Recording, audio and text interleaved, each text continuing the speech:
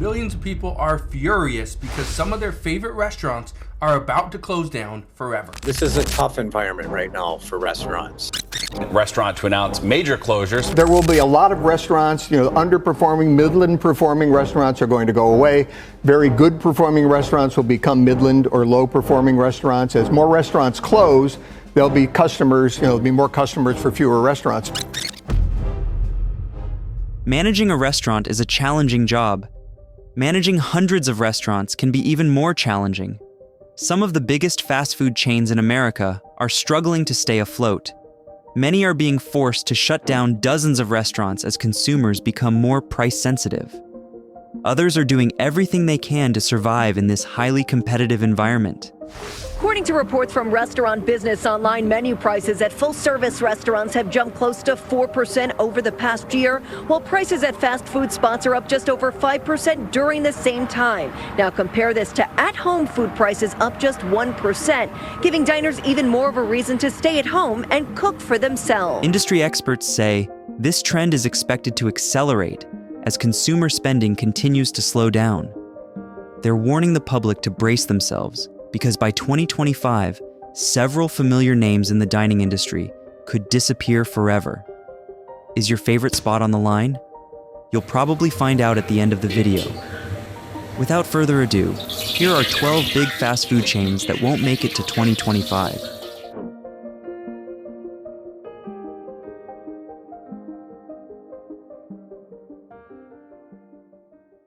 First, McDonald's. Even the largest fast food chain is not immune to today's economic challenges. According to CEO Chris Kempczynski, McDonald's has lost some appeal among lower-income customers. People making $45,000 or less annually are visiting less frequently due to the lower cost of cooking at home.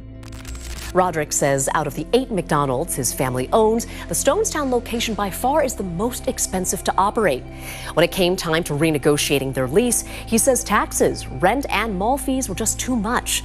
Combine that with the state-mandated $20 an hour minimum wage for fast food workers and more. This trend also applies to middle-class customers who are less likely to purchase multiple items when they do visit. With prices increasing by over 10% in the past year, the Egg McMuffin and hash browns meal isn't as good a deal as it used to be. The decrease in demand has been impacting sales, prompting the company to develop a contingency plan before the situation worsens. Concerns about inflation on both sides of my front counter, public safety, job creation, and economic sustainability, the cost of living in the city of San Francisco, all of these issues that are my issues are also my customer issues at Stonestown. A different restaurant concept is expected to move into the space later this year. In response to inflation, particularly for breakfast staples, McDonald's will introduce new promotional offers focused on value. Meal bundles, discounted breakfasts, and low-cost options are aimed at attracting more customers. However, McDonald's is feeling the pressure. The brand reached over 14,000 U.S. locations in 2014, but has since closed more than 900 sites, with around 13,400 restaurants at the end of 2021. Only time will tell if their new deals can halt the decline. Second, KFC. We are learning that no fast food establishment is safe from shutting its doors. Some do it like a thief in the night, too, shutting doors for nightly closures and never opening them back up. This seems to be the case for about 25 KFC locations in America, which closed their doors rather abruptly, with no notice in various cities in Illinois, Indiana, and Wisconsin. 3 Southside fast food restaurants are closing their doors. This news came abruptly. It shocked area residents. It's safe to say that KFC has seen better days in America. While the business is seemingly flourishing in China, conditions have been unforgiving at home. John and Scott, all 3 KFC restaurants are owned by the same franchisee. The move comes as a disappointment to neighbors and also one local alderman who tells me he was blindsided by those closures. Higher costs for labor, supplies, and ingredients have taken a big dent on the chain's profits for several quarters. The most recent earnings numbers show that things have not improved. KFC's same-store sales plunged by 7%, and customer traffic fell by 5.4%. During the May 1st call with investors, David Gibbs, CEO of parent company Yum Brands, admitted that the chain has been struggling in the United States. He blamed the declines on fierce competition from rival chicken chains and slowing economic activity in the country. For us, we have good visibility to our near-term supply chain and feel good about that. We're obviously working with suppliers to create contingency plans for the longer term. Yum is working to completely reset the KFC brand and adapt to the market's changing preferences. Third, Starbucks. The ongoing tough economic conditions have negatively affected the popular American coffeehouse chain. In a recent investor meeting, CEO Laxman Nishman reported disappointing results for the first quarter of 2024. We have not been able to communicate to them the value that we provide. John, when we look at the biggest loser today, it's going to be Starbucks. It's among the worst performers in the S&P 500. It's down double digits. With a 7% drop in same-store sales in the U.S. and a 4% decrease in transactions. As a result of the bleak earnings report, Starbucks stock plummeted by over 12% in a single session, indicating that Wall Street shares Nishman's worries about consumer caution amid broader market instability. Due to tighter discretionary budgets, it seems that customers are choosing to brew coffee at home more frequently. However, this is not the only challenge facing Starbucks.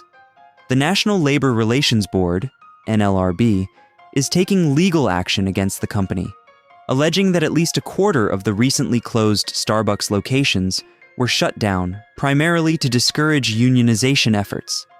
The NLRB is now suing to compel the reopening of these cafes, adding to the company's pressures as sales decline. Navigating through changing consumer spending habits as a result of inflation, dealing with a volatile unionization landscape, and maintaining customer loyalty to the brand may prove to be a significant challenge. Only time will tell if Starbucks can successfully navigate these economic challenges. Czwarty, Kona Grill. Kona Grill has been facing difficulties for quite some time now. In 2019, the restaurant chain filed for bankruptcy due to a large and unmanageable debt. It was then acquired by One Group Hospitality, which decided to close down several underperforming locations to improve the company's financial situation. Chandler Fashion Center would look like Monday afternoon. I'm supposed to be on the clock right now. But she isn't. Nobody is. Employees tell us at the end of Sunday night shift, a district manager came to the restaurant and shocked everyone. The However, CO came in. Kona Grill has been unable to reverse its negative trend. And this year, the franchise saw a 14% drop in customer traffic and a 99.7% drop in same-store sales in the first few months. With about 1/4 of its locations reporting declining revenue, Kona Grill is also facing serious profit issues. To attract customers, the new parent company is discounting its food and drink options, but inflation and stagnant wages may affect the company's plans. 5. Red Lobster. The most famous seafood chain in America filed for bankruptcy just a couple of weeks ago. Red Lobster is set to close nearly 24 more restaurants as part of the seafood chain's ongoing bankruptcy proceedings. That includes the location on Van Dorn Street in Alexandria. In a press release, CEO Jonathan Tebus cited several financial and operational challenges, such as higher food and labor costs, as well as significant operating losses. The chain also announced that it will close about 10% of its locations, or about 60 restaurants, by the end of the year. According to Bloomberg, Chapter 11 will allow Red Lobster to restructure its business by renegotiating its debt and getting rid of unprofitable investments. However, analysts say that the bankruptcy filing was only the latest sign of trouble for the company. Owner Thai Union Group announced plans to divest from the chain in January. In our top story, Thai Union announced that they are pursuing an exit of its minority investment in Red Lobster, pointing to its prolonged negative financial contributions.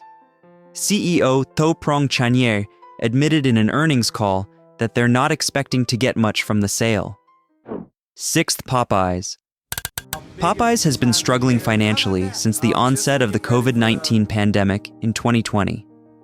The pandemic led to Americans being confined to their homes, causing Popeyes to lose its drive-thru traffic and resulting in significant losses. This has continued to impact the company's bottom line. Earlier this month, another Popeyes franchisee filed for bankruptcy, following the bankruptcy of Premier Cajun Kings in 2023. RRG Inc., the owners Mark Renair and Jane Renair, filed for Chapter 11 protection with the United States Bankruptcy Court for the Southern District of Georgia. They stated that the decision was due to a few locations causing significant financial losses, which burdened the continued operation of the remaining profitable restaurants. This led to falling behind on lease payments and the need to cure those arrears to avoid lease termination. Jedinci Sizzler. Sizzler Buffett Steakhouse had its time and place, but as the segment continues to lose popularity, Sizzler sales are plummeting nationwide. The restaurant has been struggling to stay afloat for years, and currently, less than 100 locations are remaining across the country. Revenue losses have made many of the few remaining locations unprofitable. It's possible that 2024 may be the year when their last steak is sizzled. 8. Buffalo Wild Wings. Buffalo Wild Wings has been serving food to its game-watching guests since 1982. Unfortunately, it seems to be losing its appeal after several controversies. First, there was a court appearance over serving chicken breast disguised as boneless wings. That the downtown Buffalo Wild Wings has closed. The mayor's office tells us they ended the business's lease after it failed to pay rent. All of its Canadian locations were shut down. Additionally, they had closed most of their U.S. restaurants for underperforming and underpaying their staff. Unless there's a significant turnaround shortly, Buffalo Wild Wings may soon be gone for good. So the next time you visit your favorite restaurant, things may look a little different. Or worse, it may be gone for good. From coffee shops to fast casual eateries, each restaurant on this list is facing unique challenges. They are doing what they can to get ahead financially. Will they survive? Only time will tell. If I were you, I wouldn't wait and see. Stop by and enjoy your favorite meals while it's still possible, because a few months from now, it may be too late. Thank you for watching, and see you in the next one. On both sides of my front counter, public safety, job creation, and economic sustainability, the cost of living in the city of San Francisco, all of these issues that are my issues are also my customers.